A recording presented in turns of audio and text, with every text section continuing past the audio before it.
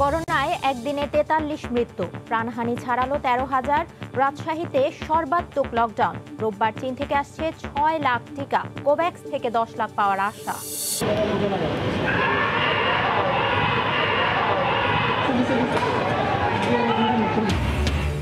আবাহনী মোহামেডান ম্যাচে আউট না দেয়ায় লাথি মেরে স্ট্যাম্প ভাঙলেন সাকিব। সুজনের সঙ্গেও বাকবিতণ্ডা, ফেসবুকে চাইলেন ক্ষমা। বেগম জিয়ার সঙ্গে আদালতেই চরম অন্যায় করেছেন মন্তব্য মির্জা ফখরুলের। তীব্র হয়ে উঠেছে বিএনপি চেয়ারপারসনের হার্ট ও কিডনি সমস্যা। এবং রাজশাহীতে বেসরকারি ক্লিনিকে চিকিৎসকের অবহেলায় প্রসূতি ও নবজাতকের মৃত্যুর অভিযোগ। লাপাত্তা ডাক্তার, বিচার দাবি স্বজনদের, ব্যবস্থার আশ্বাস পুলিশের।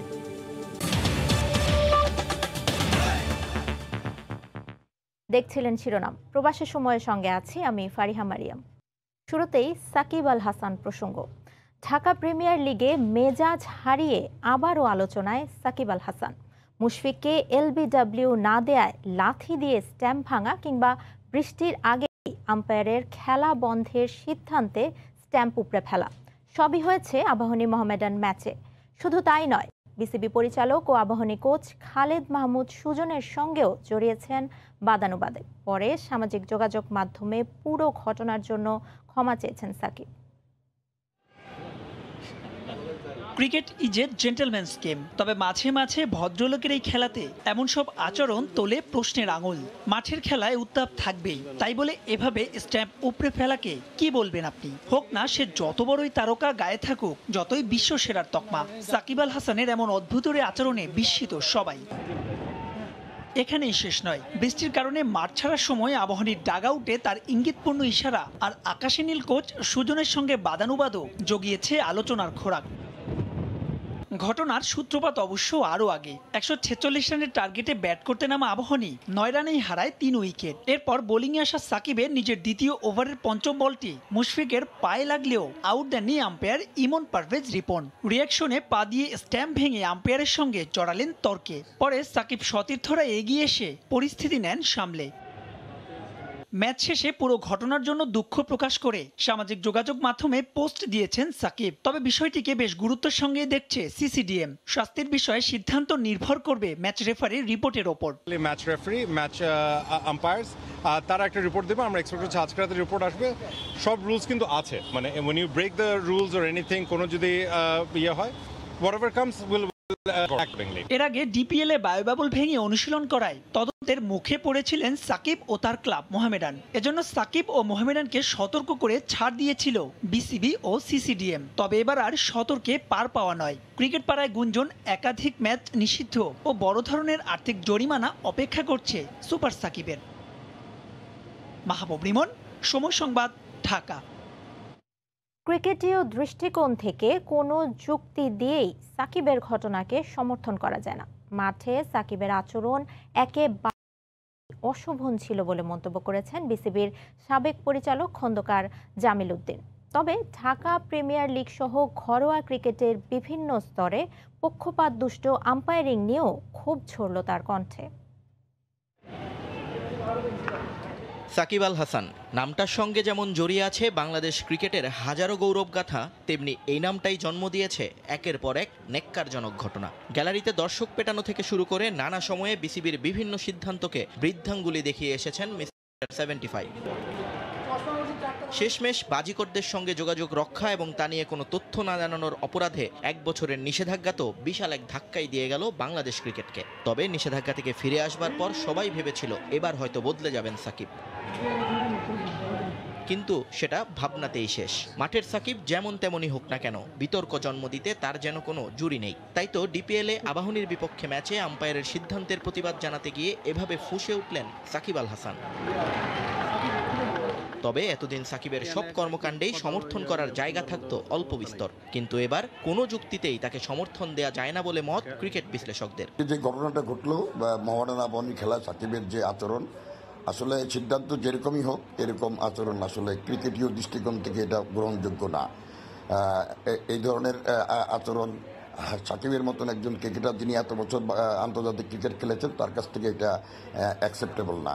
তবে অযথা তো আর মাঠের মধ্যে ক্ষিপ্র হয়ে ওঠেননি সাকিব। আম্পায়ারের বাজে সিদ্ধান্তই তাকে প্ররোচিত করেছে অনেকাংশে। ঘরোয়া ক্রিকেটে আম্পায়ারিং এর মান নিয়ে প্রশ্ন অনেক দিনের, তবে সে জায়গায় চিরকালই নীরব ক্রিকেট বোর্ড। একেবারেই নিম্নমানের আম্পায়ারিং হচ্ছে, বিভিন্ন দলের পক্ষে আম্পায়ারিং হচ্ছে, বিভিন্ন দলকে ফেভার করা হচ্ছে, এটা কোনোভাবে গ্রহণযোগ্য হতে পারে না। এভাবে চলতে থাকলে আসলে ঘরোয়া ক্রিকেট মুখ থুবড়ে পড়বে। সকল বিতর্ক পেছনে ফেলে আবারও মাঠের ক্রিকেটে মনোযোগী হবেন সাকিব আল হাসান, এটাই এখন আশা সমর্থক থেকে ক্রিকেট বোদ্ধা সবার। নিয়ন মোহাইমেন, সময় সংবাদ। এবার করোনা প্রসঙ্গ। দেশে করোনায় একদিনে 43 জনের মৃত্যু হয়েছে। এদের মধ্যে রাজশাহী বিভাগে সর্বোচ্চ 11 জন মারা গেছে। এ নিয়ে মৃতের সংখ্যা 13,000 ছাড়ালো। এদিকে রোগীর চাপ বাড়ায় হাসপাতালগুলোতে দেখা দিয়েছে শয্যা সংকট, মেঝেতেও চলছে চিকিৎসা। সংক্রমণের লাগাম টানতে রাজশাহীতে শুরু হয়েছে সর্বাত্মক লকডাউন। জেলা প্রতিনিধি ও রিপোর্টারদের তথ্য ও ছবি নিয়ে রিপোর্ট।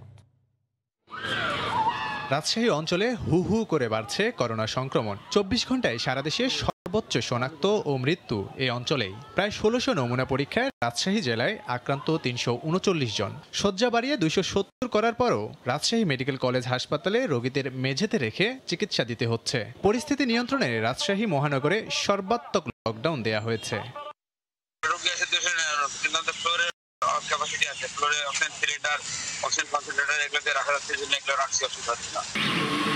এদিকে লকডাউনের পরও সাতক্ষীরায় ঠেকানো যাচ্ছে না সংক্রমণ পরিস্থিতি। প্রতিদিনই বাড়ছে শনাক্তের হার ও মৃত্যুর সংখ্যা। 24 ঘন্টায় করোনায় ও উপসর্গ নিয়ে 7 জন মারা গেছেন। নিয়ন্ত্রণে আনতে লকডাউনের সময় আরও 1 সপ্তাহ বাড়ানো হয়েছে। 211 জনের নমুনা পরীক্ষায় 111 জন পজিটিভ, শনাক্তের হার 52%। অতি জরুরি প্রয়োজন ছাড়া যাতে কেউ বাসার বাইরে বের না হয় এবং যারা বের হবে তাদের কিন্তু বিভিন্ন প্রশ্নের মুখোমুখি হতে হবে। একই অবস্থা খুলনায়। গত 24 ঘন্টায় বিভাগটিতে করোনায় 7 জনের মৃত্যু হয়। আর নগরীর করোনা ডেডিকেটেড হাসপাতালে 100 শয্যার বিপরীতে রোগী ভর্তি 142 জন। শয্যা পেয়ে হাসপাতালের মেঝেতেও চিকিৎসা নিলেন অনেক রোগী। 437 নমুনা পরীক্ষায় আক্রান্ত 156। এখনো সিট পাইনি, নিচে ট্রিটমেন্টে আছে। অক্সিজেন শেষ হয়ে যাচ্ছে, তারপরও পাচ্ছি না, অনেক চিল্লাচিল্লি করে নিয়ে আসতে হচ্ছে। নাটোর জেলায় করোনার হার গত 24 ঘন্টায় ফের বৃদ্ধি পেয়েছে।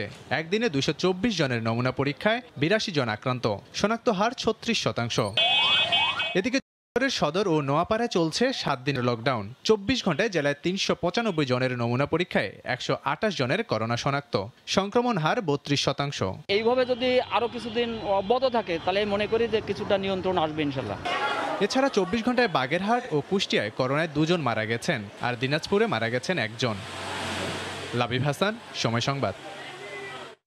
কোভ্যাক্স কর্মসূচির আওতায় 10,800,000 ডোজ অ্যাস্ট্রাজেনেকার টিকা পাওয়ার আশা করেছেন পররাষ্ট্রমন্ত্রী একে আব্দুল মোমেন। যদিও যুক্তরাষ্ট্র থেকে দ্বিপাক্ষিকভাবে টিকা আসার বিষয়টি এখনও আশ্বাসের মধ্যেই সীমাবদ্ধ বলে জানান তিনি। এছাড়া চীন থেকে রোববার আসছে 6 লাখ ডোজ টিকা। সিনোফার্মের ভ্যাকসিন চীন নিয়মিত পাঠানোর প্রতিশ্রুতি দিয়েছে বলেও জানান পররাষ্ট্রমন্ত্রী। আমাদের জানি আরো শুক্রবার রাজধানীর পররাষ্ট্র ভবনে গণমাধ্যমের সঙ্গে এক অনিয়মিত আলাপচারিতায় অংশ নেন পররাষ্ট্রমন্ত্রী ডক্টর একে আব্দুল মোমেন। আলাপে উঠে আসে মন্ত্রীর আসন্ন মার্কিন যুক্তরাষ্ট্র সফর সহ করোনা টিকা প্রাপ্তির নানা বিষয়। কোভ্যাক্স কর্মসূচির আওতায় 10,800,000 অ্যাস্ট্রাজেনেকার টিকা পাওয়ার আশাবাদ ব্যক্ত করেন পররাষ্ট্রমন্ত্রী। তিনি জানান, গত বৃহস্পতিবার মার্কিন যুক্তরাষ্ট্রের secretary of state Antony Blinken আনুষ্ঠানিক এক চিঠিতে টিকা দেওয়ার আশ্বাস দিলেও কবে তা আসবে সে বিষয়ে উল্লেখ করেননি। ইউএস আমাদের মোলা দেখাচ্ছে, বলছে হ্যাঁ দিব। আমি একটা লেটার পেয়েছি সেক্রেটারি অফ স্টেট ব্লিংকন সাহেবের কাছ থেকে, ভেরি গুড লেটার, কিন্তু কত পরিমাণ দিবেন, কয় তারিখ দিবেন সেটা বলেন নাই। এছাড়া দ্বিতীয় দফায় 6 লাখ সিনোফার্মের ভ্যাকসিন পাঠানোয় কৃতজ্ঞতা জানিয়ে পররাষ্ট্রমন্ত্রী বলেন, কেনা টিকা নিয়মিতভাবে পাঠানোর প্রতিশ্রুতি দিয়েছে চীন। চাইনিজ ভ্যাকসিন যখন যাবে, we will ensure smooth flow of vaccine. বাংলাদেশে আশ্রয় নেওয়া রোহিঙ্গা জনগোষ্ঠীর জন্য আন্তর্জাতিক সম্প্রদায় টিকা পাঠানোর আগ্রহ দেখিয়ে আসছে, কিন্তু এক্ষেত্রে শুধু বলার মধ্যেই তা সীমাবদ্ধ বলে সমালোচনা করে মন্ত্রী জানান, অবশ্যই স্থানীয় জনগণকেও এই সুবিধার আওতায় আনতে হবে। খালি আশ্বাসই দেন, কিন্তু রিয়ালিটি কিছু দেখি না। অলরেডি আমার যে লোকাল লোকজন তারা বিভিন্ন দিকে ডিপ্রাইভ, তাদের ইনফ্লেশন বেড়েছে, তাদের চাকরি টাকরি ওরা খেয়ে ফেলতেছে, তাদের জমি জমার উপরে তারা নষ্ট করতেছে। আর এরপরে দেখে যদি ওদের খালি আপনি টিকা দিচ্ছেন আর তাদের দেন নাই, they will not accept it. আগামী রোববার ভোরে জলবায়ু পরিবর্তন ও মিয়ানমারে রোহিঙ্গা প্রত্যাবাসন ইস্যুতে কয়েকটি গুরুত্বপূর্ণ সভায় যোগ দিতে 5 দিনের সফরে মার্কিন যুক্তরাষ্ট্র যাচ্ছেন পররাষ্ট্রমন্ত্রী doctor AK Abdul Momen. Democracy হোক যাই হোক, শাতিলা শারমিন, সময় সংবাদ, আপনারা ঢাকা। জেনে খুশি হবেন। প্রবাসের সময় আরও থাকছে ভারতের পশ্চিমবঙ্গে রাজনীতিতে আবারও নাটকীয়তা। বিজেপি ছেড়ে তৃণমূলে ফিরলেন মুকুল রায়। তীব্র সমালোচনা কেন্দ্রের ক্ষমতাসীন দলের। আদালতের উপর বিএনপির আস্থা কমে গেছে বলে মন্তব্য করে দলটির মহাসচিব ফখরুল ইসলাম আলমগীর বলেছেন, বেগম জিয়ার উপর চরম অন্যায় যদি কেউ করে থাকে তা আদালতই করেছে। শুক্রবার দুপুরে গুলশানে বিএনপি চেয়ারপারসনের রাজনৈতিক কার্যালয়ে সংবাদ সম্মেলনে এই মন্তব্য করেন তিনি। বেগম জিয়া এখনও কিডনি ও হার্টের সমস্যায় ভুগছেন জানিয়ে তিনি বলেন, তার শারীরিক অবস্থা নিয়ে চিন্তিত চিকিৎসকরা। করোনায় আক্রান্ত হয়ে রাজধানীর এভারকেয়ার হাসপাতালে ভর্তি হওয়ার পর প্রায় 1.5 মাস ধরে সেখানে চিকিৎসাধীন রয়েছেন BNP chairperson Begum Zia. Corona থেকে মুক্তি মিললেও পরবর্তী বিভিন্ন জটিলতায় এখনও হাসপাতালের বিছানা ছাড়তে পারেননি তিনি। সম্প্রতি সিসিইউ থেকে কেবিনেট স্থানান্তর করা হয় তাকে। এর আগে পরিবারের পক্ষ থেকে বেগম জিয়াকে বিদেশে নিয়ে চিকিৎসা দেওয়ার জন্য সরকারের কাছে আবেদন করা হলেও আইনি জটিলতায় তা আটকে যায়। এ অবস্থায় শুক্রবার সকালে বিএনপি চেয়ারপারসনের রাজনৈতিক কার্যালয়ে সংবাদ সম্মেলনে বেগম জিয়ার শারীরিক অবস্থা সম্পর্কে গণমাধ্যমে অবহিত করেন মির্জা ফখরুল। তার হার্টের প্রবলেম খুব অ্যাকিউট আছে এবং কিডনির সমস্যাটা খুব অ্যাকিউট, দুটোই। এবং এটা ওনারা এটা নিয়ে অত্যন্ত উদ্বিগ্ন আছেন এবং তারা মনে করছেন যে বাংলাদেশের যে আমাদের যে হাসপাতালগুলো আছে, যে অ্যাডভান্স সেন্টারগুলো আছে, এগুলো যথেষ্ট নয় তার এই ট্রিটমেন্টের জন্য। দলীয় চেয়ারপারসনের জামিন চাইতে বিএনপিকে আর আদালতে যেতে দেখা যাচ্ছে না কেন? সাংবাদিকদের এমন প্রশ্নের জবাবে দলটির মহাসচিব বলেন, আদালতই বেগম জিয়ার উপর সবচেয়ে বেশি অন্যায় করেছে। যে দুর্ভাগ্যজনকভাবে আমরা আমাদের সবচেয়ে বড় ক্ষতিটা হয়েছে আদালতেই। তত্ত্বাবধায়ক সরকারের বিধান বাতিল করেছে আদালত। আর ম্যাডাম খালেদা জিয়ার প্রতি যদি চরম অন্যায় করে থাকে তাহলে আদালত করেছে। কোনো আইনেই কোনোভাবেই তার সাজা হতে পারে না এবং এই মামলাতে সাজা হতে পারে না এবং তাকে আবার বর্ধিত করা যেতে পারে না। সুতরাং ওই জায়গায় আস্থাটা আমাদের এত কম যে আমাদেরকে আমরা ধীরে সুস্থে চিন্তা ভাবনা করেই আমরা ওই আদালতে যাব। গত 10 এপ্রিল করোনায় আক্রান্ত হন বেগম জিয়া। এরপর 27 এপ্রিল তাকে ভর্তি করা হয় এভারকেয়ার হাসপাতালে। সালাউদ্দিন সুমন, সময় সংবাদ, ঢাকা। মোটরসাইকেল চুরির পর 5 ধাপে পৌঁছায় ক্রেতার হাতে। বিক্রি করা হয় কাস্টমসের ভুয়া নিলামের কাগজ বানিয়ে। এমন এক চক্রের সন্ধান পেয়েছে পুলিশ। 17টি চোরাই মোটরসাইকেল উদ্ধার এবং চক্রের 8 সদস্যকে গ্রেফতারের পর পুলিশ বলছে সারা দেশে এমন চক্র রয়েছে 8 থেকে 10টি। বুলবুল রেজার রিপোর্ট। সারি সারি এত মোটরসাইকেল দেখে যে কেউ শোরুম ভেবে ভুল করতেই পারেন, তবে ঘোর কেটে যাবে যখন দেখবেন এসবই উদ্ধার হওয়া চোরাই মোটরসাইকেল। একটি দুটি নয়, 17টি। ঢাকাসহ মোট 5টি জেলায় অভিযান চালিয়ে এই গাড়িগুলো উদ্ধার করেছে গোয়েন্দা পুলিশের লালবাগ বিভাগ। চোর চক্রের 8 সদস্যকে গ্রেফতারের পর পুলিশ জানতে পেরেছে কোন কোন এলাকা থেকে তারা চুরি করেন, চুরি ও বিক্রির কৌশল। রাজধানী ও আশপাশের জেলা থেকে একটি মোটরসাইকেল চুরির পর তা ক্রেতার কাছে পৌঁছে দিতে চক্রটি 5টি ধাপ অতিক্রম করে। প্রথমে চোর চুরি করে, চুরি করার পরে যে গাড়িটা চালাতে পারে এমন একজনকে গাড়িটা দেয়। আর একটা চক্র আছে যারা সরাসরি ক্রেতার সাথে যুক্ত থাকে, সেই চক্রটাকে দেওয়ার পরে তারা ওই ক্রেতার কাছ থেকে টাকাটা বুঝে নেয়। যেসব বাড়িতে দারোয়ান থাকে না কিংবা নিরাপত্তা ব্যবস্থা দুর্বল, সেসব বাড়ির গ্যারেজে থাকা মোটরসাইকেল তাদের মূল টার্গেট। তালা ভেঙে অথবা সেলফের তার ব্যাটারির তারের সঙ্গে লাগিয়ে বাইক স্টার্ট দিয়ে পালিয়ে যায় তারা। সপ্তাহখানেক আগে এই ব্যক্তির মোটরসাইকেলটিও একই কায়দায় চুরি হয়। তার মতো ভুক্তভোগীর সংখ্যা অসংখ্য। গেটের 2টা তালা ভাঙছে, বাইকেও তালা ছিল, সেই তালা ভেঙে মোটরসাইকেল চালিয়ে তারপর ওরা বের হয়েছে। রাত্রে আমাকে ফোন দেওয়া হয়েছিল টিভি অফিস থেকে, আমি এসে দেখলাম যে আমার বাইক পাওয়া গেছে এখানে। পুলিশ বলছে ভুয়া কাগজ তৈরি করে কাস্টমসের নিলামের গাড়ি কিংবা সীমান্তের ওপার থেকে আসার কথা বলে বিক্রি করা হয় চোরা এসব মোটরসাইকেল। বাইকগুলো বিক্রি করতে গিয়ে তারা যেটা করে, অনেক সময় নতুন বাইক হলে পলিথিন লাগিয়ে বলে যে ওটা বর্ডার ক্রস করে নিয়ে আসছে। অনেক সময় ক্রেতারা চোরাই বাইক সেটা জেনে সরাসরি কেনে। চক্রটির সদস্যরা সবাই পেশাদার চোর, সবার বিরুদ্ধে রয়েছে 15 থেকে 20টি করে মামলা। কিছুদিন জেল খেটে বের হয়ে তারা আবার একই কাজে। বুলবুল রেজা, সময় সংবাদ, ঢাকা। যানজট মুক্ত ঢাকা গড়তে দ্রুত এগিয়ে চলছে এলিভেটেড এক্সপ্রেসওয়ের কাজ। পিলারের উপর লম্বা আই গার্ডার বসানোর পর এবার শুরু হয়েছে মূল সড়কের কাজ। প্রকল্প সংশ্লিষ্টরা জানান, বিমানবন্দর থেকে চিটাগং রোড পর্যন্ত ছাড়াও পুরান ঢাকাবাসীকেও বিশেষ লিংক সড়কের মাধ্যমে এই উড়াল সড়কের সুবিধার আওতায় আনা হবে। শাহিন রহমানের ছবিতে মাহমুদ রাকিবের রিপোর্ট। মাথা তুলে দাঁড়িয়েছে সারি সারি পিলার। 30 মিটার দূরত্বে বসানো পিলারের ভিতের উপরেই দাঁড়াবে দেশের প্রথম উড়াল সড়ক ঢাকা এলিভেটেড এক্সপ্রেসওয়ে। ইতিমধ্যে বসেছে এমন প্রায় 2500 পিলার। আই গার্ডারের মাধ্যমে এক পিলার থেকে যা আরেক পিলারকে সংযুক্ত করেছে।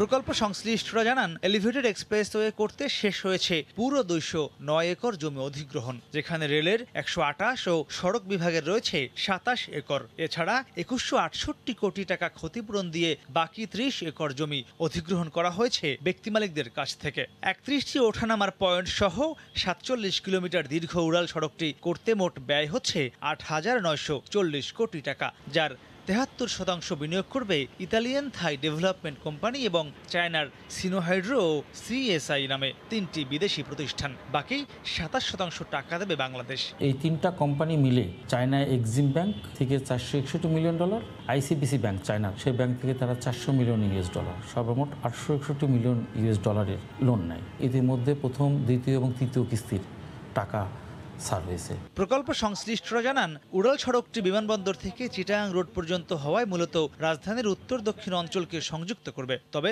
বাংলা মোটর থেকে পলাশী পর্যন্ত একটি বিশেষ লিংক সড়কের মাধ্যমে পুরান ঢাকাকেও এর আওতায় আনা হবে। বিয়ামের একটা রাস্তা আছে, ঠিক রাস্তার পাশ দিয়ে পান্থকুঞ্জ পার্কের উপর দিয়ে হাতির পুলের সামনে দিয়ে যে রাস্তায় মিডিয়াম কলাম দিয়ে আমরা চলে যাবো ঢাকা ইউনিভার্সিটি পর্যন্ত। তার মানে আমাদের পুরান ঢাকার যে ট্রাফিকগুলো আছে ওদিকে বুয়েট, পলাশী, আজিমপুর, এই অঞ্চলের নিউ মার্কেটে যারা আসে তারা এখান থেকে ওঠানামা করতে পারবে। আগামী বছর প্রথম অংশ খুলে দেওয়ার পরিকল্পনা থাকলেও পুরো উড়াল সড়ক চালু হবে 2023 সালের জুনে। সড়ক কিংবা রেলপথ থেকে 27 ফুট উচ্চতার নির্মাণাধীন এই ঢাকা এলিভেটেড এক্সপ্রেসওয়ের বিভিন্ন জায়গায় ইতিমধ্যেই আই গার্ডারের উপর বসানো হয়েছে এমন 4 ইঞ্চি পুরুত্বের ডেক স্ল্যাব, যার উপরে আরও 6 ইঞ্চি ঢালাই দিয়ে তার উপরে আবার পুনরায় পিচ দেওয়ার পর চলাচল উপযোগী হয়ে উঠবে এই উড়াল সড়ক। প্রকল্প সংশ্লিষ্টরা বলছেন, এই উড়াল সড়ক হবে 4 লেন বিশিষ্ট, যেখানে চলবে না কোনো 2 চাকা কিংবা 3 চাকার যানবাহন। এছাড়া বিমানবন্দর থেকে চিটাগাং রোড পর্যন্ত প্রায় 20 কিলোমিটার দীর্ঘ এই উড়াল সড়কের বিভিন্ন ওঠানামার র্যাম্পে বসানো হবে মোট 8টি টোল প্লাজা। মাহমুদ রাকিব, সময় সংবাদ, ঢাকা। দখলে দূষণে বন্দরনগরী চট্টগ্রামের খালগুলোর অস্তিত্বই যেন বিলীন। সামান্য বৃষ্টি কিংবা জোয়ারের পানিতে দুর্ভোগের সীমা থাকে না বাসিন্দাদের। এজন্য সেবা সংস্থাগুলোর উদাসীনতাকেই দায়ী করছেন নগর পরিকল্পনাবিদরা। তবে দায় এড়িয়ে পরিকল্পনার মধ্যেই সীমাবদ্ধ সিটি মেয়র। নুরুজ্জামান আতিকের ক্যামেরায় ফেরদৌস লিপির রিপোর্ট। দেখে বুঝার উপায় নেই, বছর 3 আগেও এটি ছিল একটি প্রবাহমান খাল। দিন দিন গৃহস্থালির বর্জ্য, পলিথিন, কারখানা ও দোকানপাটের বর্জ্যের ময়লায় বাঘাটে পরিণত হয়েছে কর্ণফুলীর সাথে সংযোগ করা ঐতিহ্যবাহী চাকদাই খালটি। খালটা এখন আর কিন্তু খালের ভিতরে না, এটার খাল বলা যায় না, এটা কিন্তু এখন মানে মানুষের থাকার একটা স্থান হয়ে গেছে। এগুলো অনেক কিছু অনেকজনের বলা হয়েছে, কেউ এগুলা কাজ করতে পারতেছে না। শুধু এটি নয়, নগরীর অধিকাংশ খালেরই একই দশা। বাকুলিয়ার মির্জাপুর খালটি দিয়ে কিছুদিন আগেও চলাচল করত পণ্য ও যাত্রীবাহী নৌকা, কিন্তু দীর্ঘদিন পরিষ্কার না করায় কুচুরিপানা উঠে অস্তিত্ব সংকটে এই খালটিও। এটা কি দেখতে কি খালের মতো লাগে? এটা আসলে খাল হইলেও কিন্তু খালের মতো লাগতেছে না। পানি নিষ্কাশনের জায়গা করে দিবে আমাদেরকে, আমরা যাতে কষ্ট না পাই। এরা কেউ দেখতেও আসে না এই যাবৎ। শুধু কি দূষণ, দখলেও মরণদশা নগরীর খালগুলোর। খাল পাড়ে অবৈধভাবে বসতি গড়ে তুলে ভাড়া দিয়েছে প্রভাবশালীরা, ফলে খালগুলো নালায় পরিণত হয়েছে। যারা প্রতাপশালী এরাই তো বানাইতেছে, সাধারণ কোনো মানুষ তো আর এখানে মালিক না। বিশেষজ্ঞরা বলছেন, অতি দ্রুত নগরীর খালগুলো দখল ও দূষণমুক্ত না করতে পারলে অচল অবস্থার সৃষ্টি হবে বাণিজ্যিক এর রাজধানী চট্টগ্রামের। তাই সেবা সংস্থাগুলোকে সমন্বয়ের মাধ্যমে খালগুলো পুনরুদ্ধারের পরামর্শ তাদের। খাল যেন দূষণে ভরাট না হয়, পাহাড় কাটার ব্যাপারে রক্ষা করতে হবে যাতে বালু গিয়ে খাল ভরাট করতে না পারে, আর জনগণ যে খালকে ডাস্টবিন মনে করে এই অভ্যাসটা দূর করার জন্য প্রচারণা চালাতে হবে এবং আইনের প্রয়োগ করতে হবে। যদিও খাল রক্ষায় বরাবরের মতো নিজেদের পরিকল্পনার কথাই শোনালেন সিটি মেয়র। যে খালগুলো অবৈধ দখলদাররা দখল করে নিয়েছে এগুলোকে উদ্ধার করতে হবে, যে খালগুলো ভরাট হয়ে গেছে এগুলোকে সংস্কার করতে হবে। বারায় টু কর্ণফুলী যেই নতুন খাল, যেই সিটি কর্পোরেশন যেটা প্রস্তাব দিয়েছিল, এটার জন্য আমরা কাজ করছি। একসময় চট্টগ্রামে 56টি খালের অস্তিত্ব থাকলেও সর্বশেষ ওয়াসার মাস্টার প্ল্যানে নগরীতে 36টি খালের কথা উল্লেখ রয়েছে।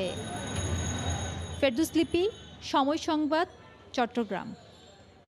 বিক্ষিপ্ত চিকিৎসার কারণে থ্যালাসেমিয়া রোগীদের গড় আয়ু 20 থেকে 25 বছরে সীমাবদ্ধ থাকছে বাংলাদেশে। ঢাকার বাইরে রক্তদান প্রক্রিয়া নিরাপদ না হওয়ায় নতুন নতুন রোগেও আক্রান্ত হচ্ছে থ্যালাসেমিয়ার রোগীরা। সারা দেশে মানসম্মত সেবা নিশ্চিতের মধ্য দিয়ে রোগীদের গড় আয়ু 60 বছর পর্যন্ত বাড়ানো সম্ভব বলে মনে করেন বিশেষজ্ঞরা। মোহাম্মদ শাহিনের ছবিতে দেখুন মুজাহিদ শুভ রিপোর্ট। প্রতি মাসে 2 সন্তানের 4 ব্যাগ রক্ত জোগাড়ের যন্ত্রণায় সংসার ছেড়ে পালিয়েছেন বাবা, কিন্তু পালাতে পারেননি মা। পলিথিন কুড়িয়ে সপ্তাহে যা উপার্জন করেন তার সিংহভাগই খরচ করেন সন্তানদের চিকিৎসায়। রক্ত দেওয়া লাগে, আহার লাগে, যাওয়া লাগে, কত রক্ত দিতে পারি না, পাই না। শুধু রক্তগ্রহণই থ্যালাসেমিয়ার একমাত্র চিকিৎসা নয়, শরীরে জমা হওয়া আয়রন নিষ্কাশনে উচ্চ মূল্যের ওষুধ গ্রহণ সুস্থ থাকার অন্যতম অনুষঙ্গ, যা কিনতে পারেন না বেশিরভাগই। অনিয়মিত রক্তগ্রহণ, নিরাপদ রক্ত না পাওয়া সহ সঠিক চিকিৎসার অভাবে বাংলাদেশে থ্যালাসেমিয়ার রোগীদের গড় আয়ু 30 পার হচ্ছে না। ব্লাড পাওয়া যায় না সহজে, তারপরে ডোনার নিয়ে আসতো একটা খরচ লাগে, ডাবল খরচ। আমার বন্ধুদের রক্ত দিতে হয় না, আমাকে দিতে হয়, এই জন্য আমার খারাপ লাগে। সরকারি বেসরকারি সবখানে বিক্ষিপ্ত চিকিৎসা থ্যালাসেমিয়া রোগীদের জীবনকে জটিল করে তুলছে বলে মত বিশেষজ্ঞদের। সঠিকভাবে ব্লাড ট্রান্সফিউশন সঠিক নিয়মে দেন না, আয়রন কেলেটিং এজেন্ট তারা অনিয়মিতভাবে ব্যবহার করেন। যেখানে বিদেশে একটা থ্যালাসেমিয়া রোগীরা 50 বছর পর্যন্ত এখন জীবিত থাকে এবং স্বাভাবিকভাবে কাজকর্ম করে যাচ্ছে, সেখানে বাংলাদেশে 20 থেকে 25 বছরের মধ্যে তারা মৃত্যুবরণ করে যাচ্ছে। দুটো জিনিস খুব গুরুত্বপূর্ণ, একটি হলো নিরাপদ রক্ত, আরেকটি হলো তাদের শরীরে যে অপ্রয়োজনীয় লৌহ জমে যায় এগুলোকে বের করে ফেলা। 80% রোগী অসচ্ছল, তারা এই চিকিৎসা ব্যবহার বহন করতে পারে না। আন্তর্জাতিক গাইডলাইন ফলো করে শিগগিরই অভিন্ন চিকিৎসা পদ্ধতি চালুর আশ্বাস দিলেন স্বাস্থ্য অধিদপ্তরের মহাপরিচালক। নন কমিউনিকেবল ডিজিজ যেটা এনসিডিসি প্রোগ্রাম যেখানে আছে, সেখানে থ্যালাসেমিয়া প্রোগ্রাম আছে। এটাকে আরও বেশি কী করে বেগবান করা যায় সেটা চেষ্টা চলবে। ধরে নেওয়া হয় থ্যালাসেমিয়া আক্রান্তের 1 বছরের পূর্ণ চিকিৎসার ব্যয় 1.5 থেকে 2 লাখ টাকা। বিনামূল্যে ওষুধ সরবরাহের পাশাপাশি প্রতিটি সরকারি হাসপাতালে থ্যালাসেমিয়া ক্লিনিক চালুর মাধ্যমে বিপুল সংখ্যক রোগীকে সুস্থ জীবনে ফেরানো সম্ভব বলে মত বিশেষজ্ঞদের। নদীতে পানি বাড়ায় মুন্সিগঞ্জের মাওয়া মৎস্য আড়তে ইলিশের সরবরাহ আরও বেড়েছে। তবে একদিনের ব্যবধানে কেজিতে বড় ইলিশের দাম বেড়ে গেছে 700 টাকার মতো। আগুন দামেও ছুটির দিনে ইলিশ কিনতে ভিড় করছেন ক্রেতারা। আবু সাইদের ক্যামেরায় নাসির উদ্দিন উজ্জ্বলের রিপোর্ট। মুন্সিগঞ্জের পদ্মা পাড়ের মাওয়া মৎস্য আড়তে ছুটির দিনে পাইকার আর ক্রেতাদের ইলিশ কিনতে উপচে পড়া ভিড়। পদ্মায় পানি বাড়ায় ঝাঁকে ঝাঁকে ইলিশ ধরা পড়ছে। ইলিশের এমন পসরা সত্ত্বেও চড়া দামে বিক্রি হচ্ছে। চাহিদা বেশি থাকায় 1100 টাকা কেজির বড় ইলিশ 24 ঘন্টার ব্যবধানে দাম হাঁকা হচ্ছে 1600 থেকে 1800 টাকা। আর 800 থেকে 900 গ্রামের নতুন ইলিশ বিক্রি হচ্ছে 1100 থেকে 1400 টাকায়। টাটকা ইলিশ নেওয়ার জন্য আমরা আসছি এই পদ্মার পাড়ে। ইলিশ মাছের দাম বেশি এখানে, ঢাকা শহরে আরো দাম কম। 1600 টাকা কেজি যায়, 1500 টাকা কেজি যায়, 1800 টাকা কেজিও যায়। অনেক দাম, গরিব দুঃখীরা ইলিশ মাছ কিনে খেতে পারতেছে না, দামের কারণে। ইলিশের শত্রু কারেন্ট জাল। অবৈধ কারেন্ট জাল ফ্যাক্টরি বন্ধ না হয় ঝাটকা নিধন বন্ধই এখন চ্যালেঞ্জ হয়ে দাঁড়িয়েছে। কারেন্ট জাল যদি সরকার বন্ধ করে দেয় তাহলে মনে হয় অভিযানও লাগবে না তেমন। সরকার যেন মুক্তারপুরের যতগুলি কারেন্ট জালের ফ্যাক্টরি আছে এগুলি যেন বন্ধ করে দেয়। ইলিশের উৎপাদন বাড়াতে 30 জুন পর্যন্ত ঝাটকা শিকার নিষিদ্ধ করেছে সরকার। নাসির উদ্দিন উজ্জ্বল, সময় সংবাদ, মুন্সিগঞ্জ। দেশের বাইরের খবর। রাজনীতিতে শেষ বলে কিছু, সেটা আবার প্রমাণ হলো ভারতের পশ্চিমবঙ্গে জ্যেষ্ঠ রাজনীতিকের দল বদলের মাধ্যমে। বিজেপি ছেড়ে তৃণমূলে ফিরলেন দলটির প্রতিষ্ঠাতা সম্পাদক মুকুল রায়। মমতার দল স্বাগত জানালেও তার এই সিদ্ধান্তের তীব্র সমালোচনা করেছেন বিজেপি নেতারা। বিস্তারিত জানাচ্ছেন সুব্রত আচার্য। শুক্রবার বিকেলে কলকাতার তৃণমূল ভবনে মুকুল রায়কে দলে স্বাগত জানান তৃণমূল কংগ্রেসের সাধারণ সম্পাদক অভিষেক বন্দ্যোপাধ্যায়। মুকুল রায়ের সাথে তার ছেলে বিজেপি নেতা শুভ্রাংশু রায়ও এদিন তৃণমূল কংগ্রেসে ফেরেন। প্রায় 3.5 বছর থাকা বিজেপি নেতা বিধানসভা নির্বাচনে এবার বিজেপির হয়ে প্রতিদ্বন্দ্বিতা করে জয়ী হন। হঠাৎ এই দল ছাড়ার কারণ কি, সাংবাদিকদের এই প্রশ্নের উত্তর দিতে গিয়ে কিছুটা বিব্রত বোধ करें তিনি। हम तो बीजेपी छोड़ के तृणमूल में आया है। अभी बंगाल में जो स्थिति है, ये स्थिति में कोई बीजेपी छोड़ बीजेपी में रहेगा नहीं। মুকুল রায়ের যোগদানের পর সাংবাদিকদের মুখোমুখি হন তৃণমূল সভানেত্রী তথা পশ্চিমবঙ্গের মুখ্যমন্ত্রী মমতা বন্দ্যোপাধ্যায়। মনে রাখবেন, মুকুল কিন্তু ইলেকশনের সময় আমাদের দল বিরোধী একটি কথাও বলেনি, কিন্তু যারা গদ্দারি করে চরমপন্থী অনেক বেশি দলকে নিম্ন রুচির পরিচয় দিয়েছেন, তাদের আমরা নেব না। এদিকে মুকুল রায়ের তৃণমূলে যোগ দেওয়ায় তীব্র সমালোচনা করেছেন বিজেপি নেতারা। যে শাসক দলের যে নির্বিচার হিংসা এবং বিরোধী দল, প্রধান বিরোধী দল, একমাত্র বিরোধী দল বিজেপির কার্যকর্তাদের নিশ্চিহ্ন করে দেওয়ার যে কার্যক্রম চলছে সারা বাংলা জুড়ে, তার শুধু প্রতিবাদ নয়, নিন্দা করছি আমরা। সারা ভারত জুড়ে এর নিন্দা চলছে। 2016 সালে সারদা নারদা ইস্যুতে নিজের নাম জড়িয়ে যাওয়ায় তৃণমূলের সাথে দূরত্ব বেড়ে যায় মুকুল রায়ের। 2017 সালে বিজেপিতে যোগ দেন তিনি। সুব্রত আচার্য, সময় সংবাদ, পশ্চিমবঙ্গ, ভারত। করোনায় অসহায় হয়ে পড়েছেন সৌদি আরবের মক্কার বাংলাদেশি হোটেল ব্যবসায়ীরা। ক্রেতার অভাবে শত শত হোটেল রেস্তোরাঁ এরই মধ্যে বন্ধ হয়ে গেছে। লাখ লাখ রিয়াল লোকসান দিয়ে পথে বসেছেন অনেক ব্যবসায়ী। বিস্তারিত আরিফুর রহমানের রিপোর্টে। সৌদি আরবের ব্যস্ততম নগরী হিসেবে পরিচিত মক্কা মুকাররম, যেখানে প্রতিদিন প্রায় লক্ষ লক্ষ ধর্মার মুসলিম শুধুমাত্র উমরা এবং হজ এই ধরনের যে ধর্মীয় আচার সেটি পালনের জন্য এখানে এসে উপস্থিত। আর তাদেরকে ঘিরে কিন্তু এখানে অসংখ্য ব্যবসা প্রতিষ্ঠান তৈরি হচ্ছে এবং যুগ যুগ থেকেই কিন্তু এই ব্যবসা প্রতিষ্ঠানগুলো পরিচালিত হচ্ছে। তার মধ্যে অনেকেই আছেন বাংলাদেশি প্রতিষ্ঠান। বাংলাদেশি প্রতিষ্ঠানগুলোতে অধিকাংশই দেখা যাচ্ছে হোটেল এবং রেস্টুরেন্ট ব্যবসার সাথে জড়িত। যেমনটি ঘুরে দেখলাম, এই করোনা মহামারীর প্রভাবে অসংখ্য হোটেল রেস্টুরেন্ট কিন্তু বন্ধ হয়ে গিয়েছে। আমাদের ব্যবসা বাণিজ্য আসলে মূল ব্যবসা হলো হাজিদেরকে নিয়ে, কিন্তু এখানের হাজিদের আসা যাওয়া বন্ধ হয়েছে। তো প্রায় অবশ্য আপনারা সবাই অবগত আছেন, কিন্তু মক্কাশির অবস্থা বেশি করে তেমন ভালো না। ব্যবসা বাণিজ্য বাংলাদেশে এখন অনেক লসের মধ্যে, মানে লক্ষ লক্ষ টাকা সৌদি করে এই যে হোটেল লইছে, খানার হোটেল হয়েছে, সব খানা একেবারে শেষ। অনেকে খুলতেছে না, খুলে মালিকের ভাড়া থেকে দিব। এখন বিরাট প্রতিবার শুক্রবার কিছু বেচা কিনা হচ্ছে, এতটুকুই আমাদের। এখন আমাদের হোটেল তো সব বন্ধ, আমাদের তো আবাসিক হোটেল সব বন্ধ। একজন ব্যবসায়ী এমনকি জানিয়েছেন যে তার যে প্রতিষ্ঠান সেখানে মাত্র সপ্তাহে 3 দিন, অর্থাৎ বৃহস্পতিবার, শুক্রবার এবং শনিবার, এই 3 দিন কিছু সংখ্যক মুসলিম এই মক্কাতে আসার সুযোগ থাকায় তারা কোনো রকম টিকে আছে। তবে কতদিন পর্যন্ত তারা টিকে থাকতে পারবে সেটি এখন দেখার বিষয়। আরিফুর রহমান, সময় সংবাদ। এ পর্যায়ে শীর্ষ সংবাদ জানিয়ে দিচ্ছি আরেকবার। করোনায় একদিনে 43 মৃত্যু, প্রাণহানি ছাড়ালো 13,000। রাজশাহীতে সর্বাত্মক লকডাউন। রোববার চীন থেকে আসছে 6 লাখ টিকা, কোভ্যাক্স থেকে 10 লাখ পাওয়ার আশা।